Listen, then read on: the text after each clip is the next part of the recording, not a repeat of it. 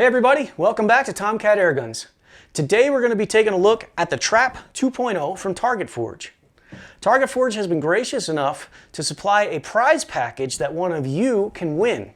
And it's real easy to win, all you got to do is guess.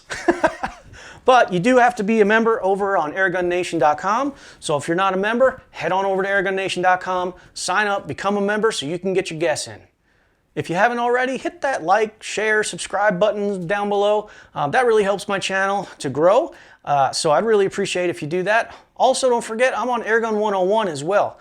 So head on over to Airgun 101 if you'd like to see more of my content or videos from shooters from all over the world.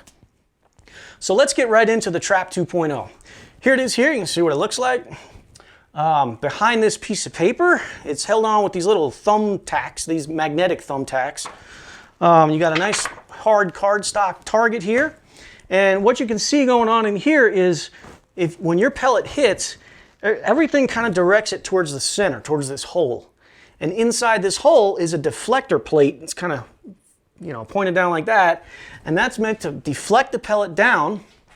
These two dots right here are actually little like tubes in there, and they are decelerators, and they're also meant to kind of break up the whatever the projectile is going in there, so the pellet in this case.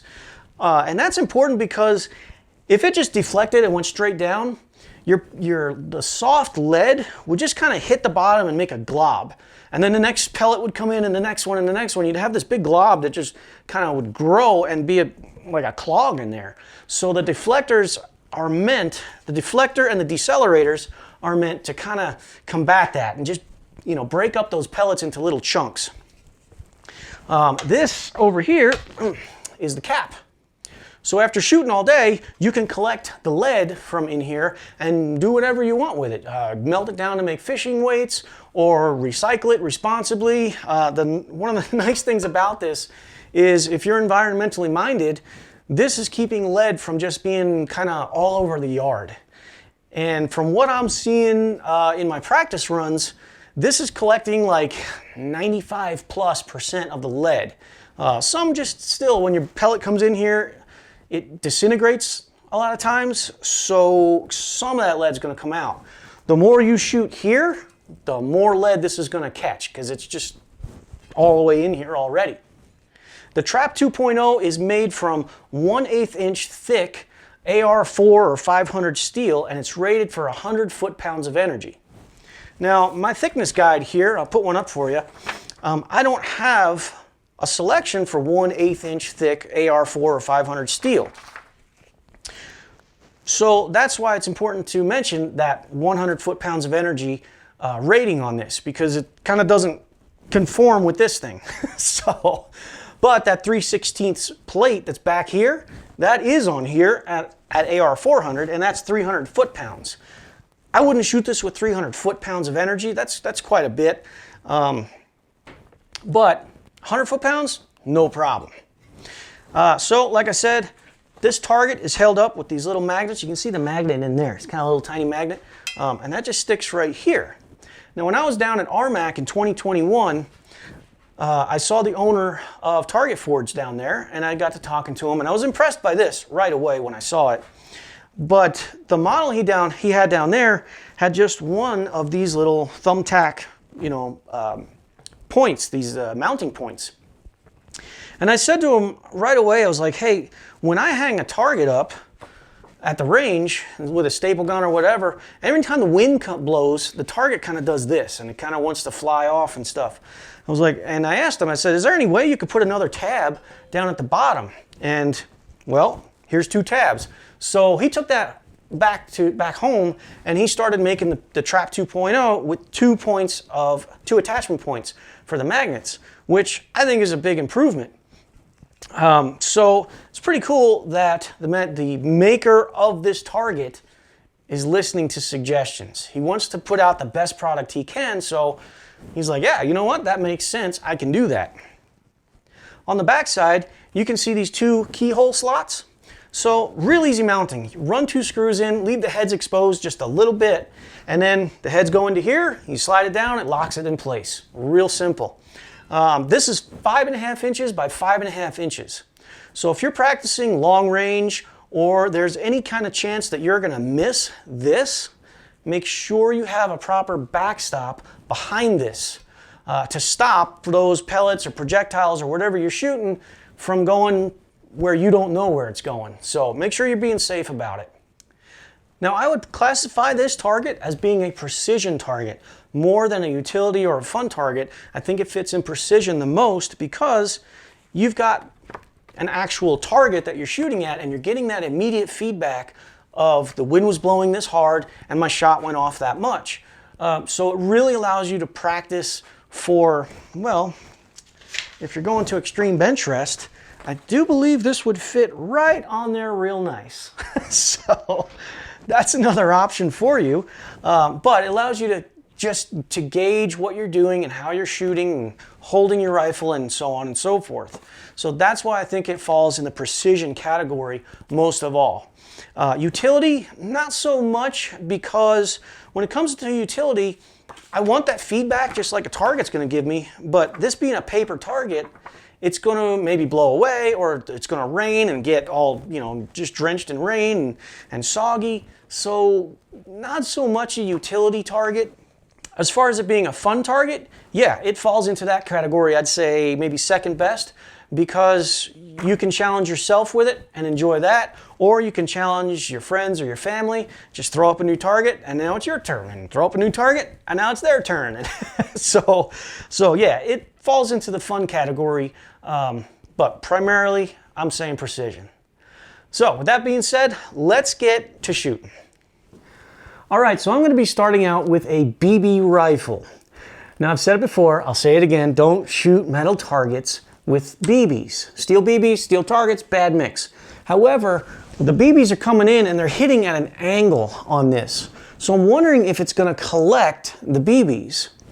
I turn the target around backwards so I can actually see where I'm shooting. I'm open sights here, so it's a BB rifle. I might be lucky if I hit the darn thing. So we'll go through a magazine and see how things work out. Oh, I got it.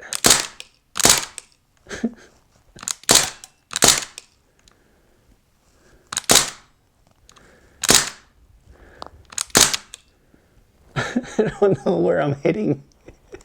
I think I got one in there. Okay. Jeez. I wonder if I might be out of juice here. All right, guys, round two with the BB gun. I think my CO2 is low. It sounded like I hit a bunch of wood. I haven't gone down range to check to see what happens, so let's try it again. I wish I could see these things.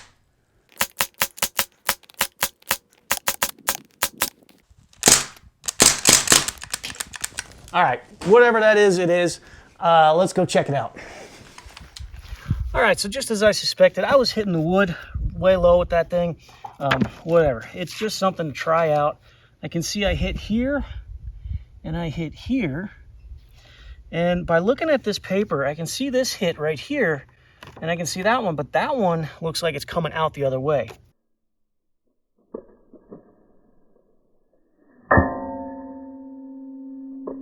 So now I'm going to check and see how many BBs are in the bottom of this.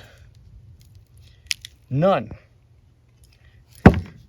So that just goes to show you, don't shoot this with BBs. All right, now we've moved up the pellets and 177 cal. So let's see how it does with something with a light foot-pounds of energy.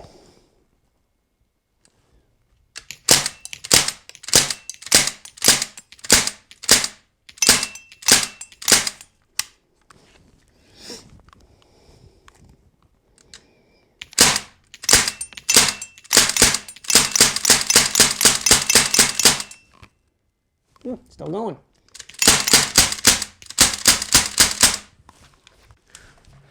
All right, let's check that out. So it looks like I hit this 21 times, and what I'm looking for is any holes going the other direction, other than the one BB hole that was already here. What I'm seeing is all of these are going through this way. You see, hopefully you can see that paper is all torn towards the back end, which means the pellets are going in here and are not coming back out. And that's the whole point. Also on the back side, I'm looking for any type of staining.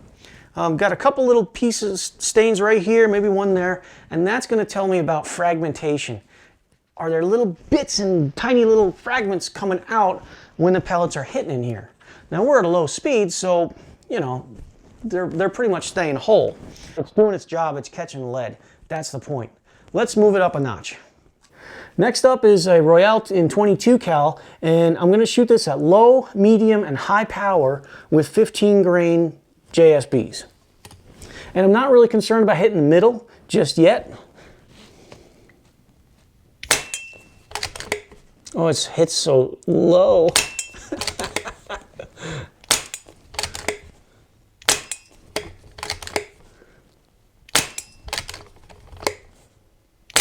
All right, let's put a little bit of medium power on there.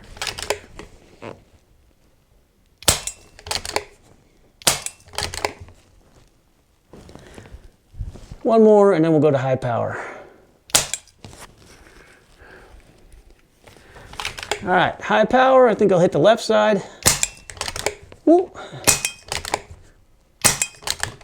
And that's it. Single shot tray, that ain't it.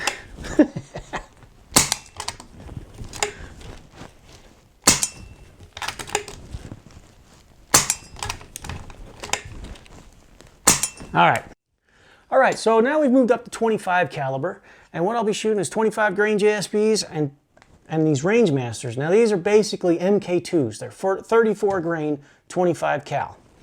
So let's get rolling with 25. Oh, and as I go up in these calibers, I'm going to shoot a little bit less on the outside and kind of contain it a little more towards the center. I still won't necessarily want to put everything through the center. I want to get that little bit of splash, you know, on the outside edges to make sure that this system is working like it's advertised to.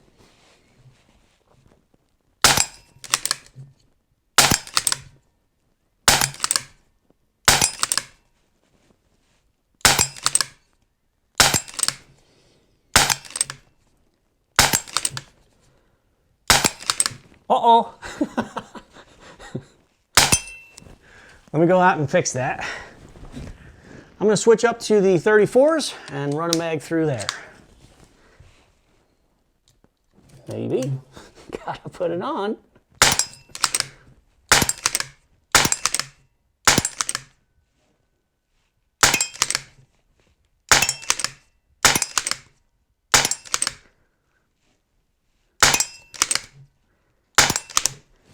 All right, again, like I said, I'm not shooting for accuracy. I'm just shooting to see the target work.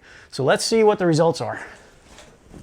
All right, so here's my 25-yard target. As you can see, all the holes, they're all going through the target this way like they should, and there's not much going on as far as coming out the other way. What I am starting to see, though, is a bunch of staining around the backside of the card. What that means is, as the pellets are coming in and they're hitting the sides here, they're breaking apart and breaking into little fragments. And those fragments are kind of bouncing around in here, and some of them, little tiny itty bitty bits, are kind of hitting the back of this. Now, I don't see much of anything that's coming through the other way. I got one little spot here that's dented pretty good, but it'd be hard to say it came through. So what that tells me is that this is doing, you know, it's catching whatever, 90-something% of the lead that's going in there, and it's doing its job like it was designed to do. So now, oh, one more thing. When you pick this up off the target to collect the lead, your lead might fall out here. So just be careful and kind of hold it like this when you pick it up. So let's see what we've got. Okay, that's all. And there's all the lead. So, so there you go. And now I got to wash my hands before I eat again. So there's 25 cal. Let's kick it up a notch. 22 long rifle. By the numbers, this should be putting out right about 100 foot-pounds of energy. Range is clear. Weapon hot. Safe off.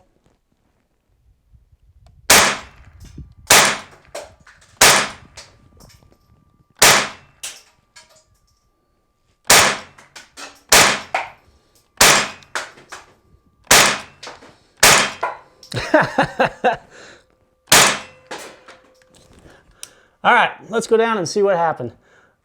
So my target fell down a few times, and what I'm thinking is that the speed and caliber is trying to move this thick cardstock around, and it's putting the stress on these little magnets. You can see they're about a 1/4 inch around there. So it's just kind of stressing those out. What I did though was, I bought these a while ago, these off Amazon. These are metal, same thing, metal magnetic thumbtacks, and the magnet in there is a lot bigger. So these, you can kind of see here, you know, maybe get an idea of how strong they are, whereas these, I can pick the whole thing up. What I was looking for was any kind of dents or stressors going on the outside of this, and I'm not seeing any. You guys, I'm using the reflection here. Maybe you can kind of catch it with the light, but I was purposely shooting along this seam right here and along these outside edges to see, will this metal dent, or is it going to take the 100 foot-pounds of energy that it's rated for? And I'm not seeing anything. Not seeing anything along here or anywhere that is telling me that this is starting to be compromised. So let's kick it up another notch. The .45 caliber bush buck, shooting 365 grain slugs out at somewhere in the neighborhood of 300 foot-pounds of energy. This is a target destroyer. You saw in the last video what happened with the squirrel. It took a beating, did not like the bush buck at all. So I'm curious, this is rated at 100 foot-pounds, and this is going to deliver about 3 times that. I'm curious how this would hold up. However, I really like this target, and I'm not going to destroy it for you guys. I'm going to use the heck out of it. So tough. Maybe the next video I'll destroy a target, but I like this one a lot. So guys, my official take on this is that it's a quality, well-made, made in the USA target that is doing the job it's intended to do. And for the, you know, just over $100 you'll spend on it, it's going to last you a long, long time out at your range. If you're shooting paper for competition, it's going to really help you to dial in your shooting skills by just shooting the heck out of it. If you've got an environmental concern, then this is going to help with that too. So by all means, go over to targetforge.com, check them out, and see maybe this is going to fit in at your range. Also, don't forget, there's an upcoming contest, so stay tuned for details on the upcoming contest that Target Forge was gracious enough to supply us a nice prize package that one of you is going to win.